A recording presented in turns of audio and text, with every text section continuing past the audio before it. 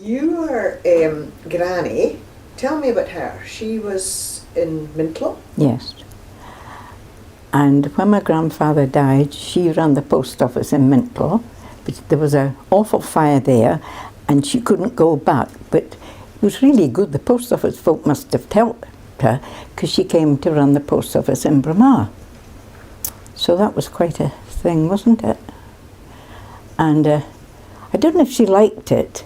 I don't think she did, because she would have left all her friends and that, and my mum too. Anyway, she came up here. So with family? Mm-hmm. Who did she come with? Well, her oldest daughter, who ended up being a secretary to a blind MP, because she hated it here, she couldn't stand the hills. She felt they were coming in on her. And Mum stayed here, and another two aunts stayed here until one went and ran an insurance company. So I don't know whether I missed out. I never got any of their brains, did I? So your mum's sisters left the village, but your mum stayed in Braemar? Well, the youngest one stayed, and she married the chap who came here to be a chemist. It was the old A.R. Clark. So that was quite funny too. And then Mum married my dad. And your dad was what? He was from Inverrye? Mildorich. He helped his father to do taxidermy for the Royals up there. He was at the beck and call of the Royals and that, you know, wanted him to drive. And Gladys Ewan's father was one of the chauffeurs up there. He came up from London with them. But Dad was there all the time. He had to teach the princesses to shoot and fish, play golf, dance, chauffeur them where they wanted to go, and MC the dances. So when Mum married him, she didn't have much of a life, though she could go to the balls with him, you see. So which royals were these then? Well, it was the Duke of Fife that my grandfather was taxidermist to. And then it was Prince Arthur of Connaught. So did you go to Inverrye school at that point? I wasn't. No. We left here when I was 6 months old because Princess Arthur wanted Dad down to Mitcham in Surrey with her, which wasn't a good move because Mum didn't know what she was in for, and I was only 6 months old and I bawled the whole time. So I was put into the kitchen so as the chauffeur, one of the chauffeur's wife would look after me. And it was no life for Mum and Dad because you were on call 24 hours. So it was funny, it was Prince Arthur's doctor said to my father, you know, you'll have to leave, your wife's going to have a nervous breakdown. So he just left. And then we just came, so I would have been two, I think, when we left there. So I don't know anything about it.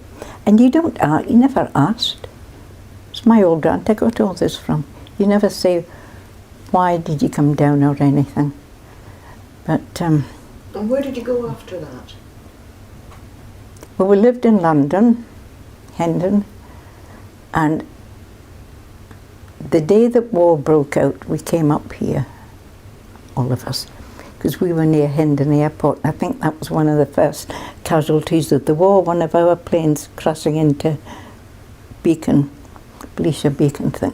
So it wasn't a Belisha Beacon or something. So we came up here to Myrtle. How old were you when you came up here? 12. Just delighted. It was just great. And where did you come to when you came up there? Here. Myrtle, yes.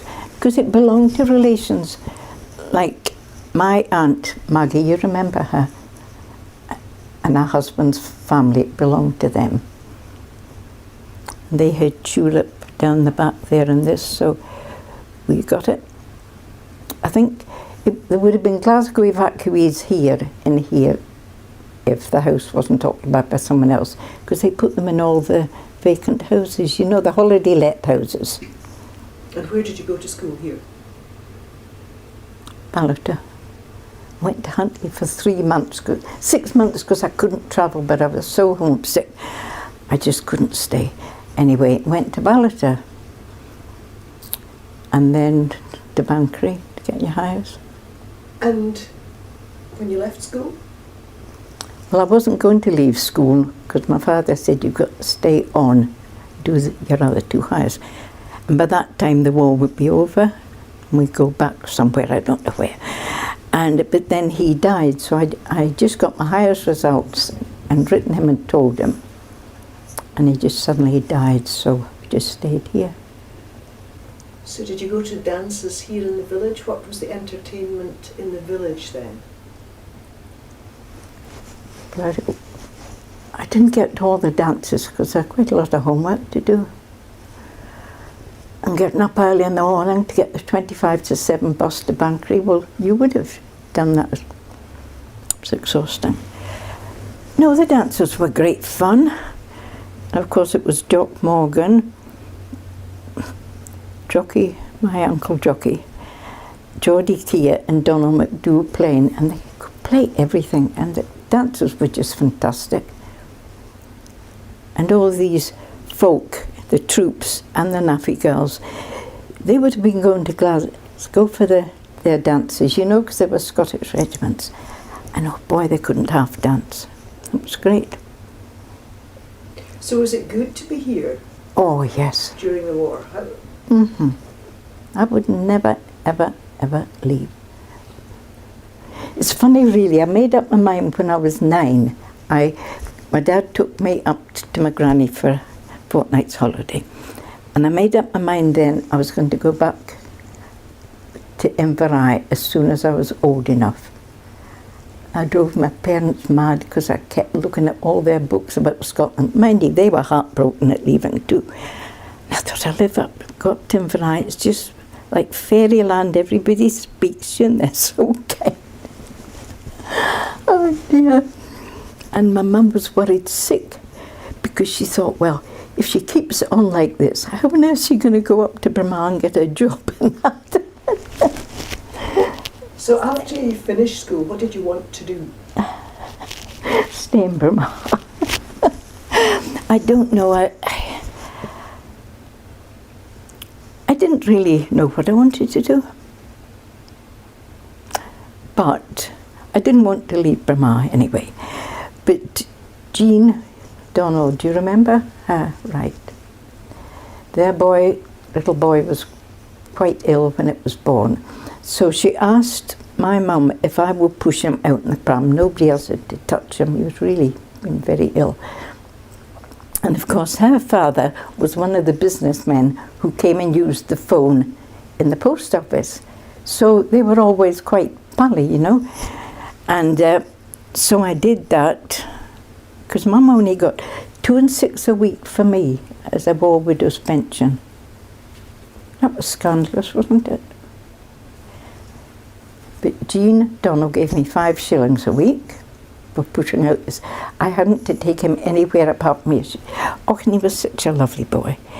And then when my dad died, Jean's father-in-law said, what was I going to do? I said, well, I didn't know what I was going to do.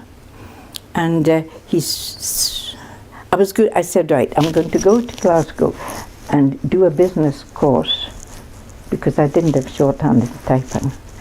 And I was to stay with an aunt and uncle. And he said, right, he said, you're not, I was going to look for a job and go to night classes. And he said, there's nobody I like is going to end up walking the streets in Glasgow in the war. It was full of Americans and it was a blackout. Spoil sport, wasn't he?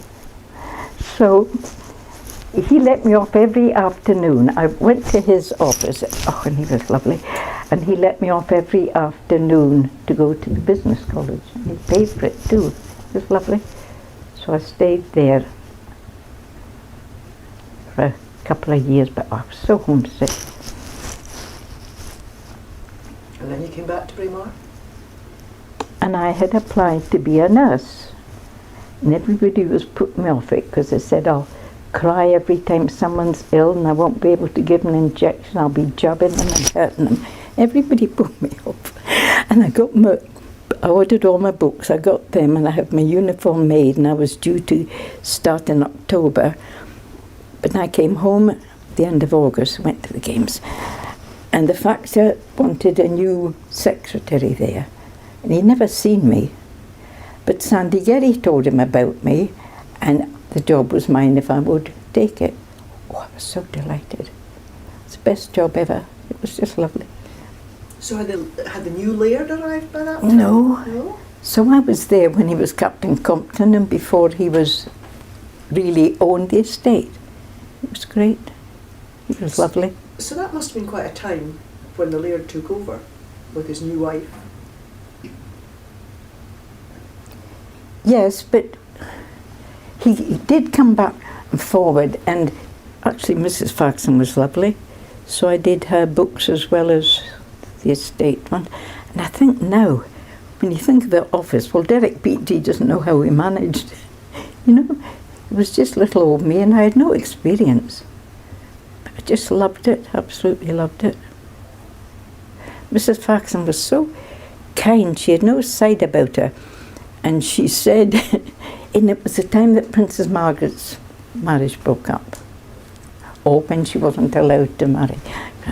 And she said to Mum, we'll have to be very careful because the Queen Mother will be easily upset. So, and then when the Queen Mother came over to look at the things, Mrs. Faxon and Mary Bell moved right away and let Mum be there serving her. Wasn't that nice of them? So I've got a lovely photo of that. I like Mrs. Faxon, she was lovely.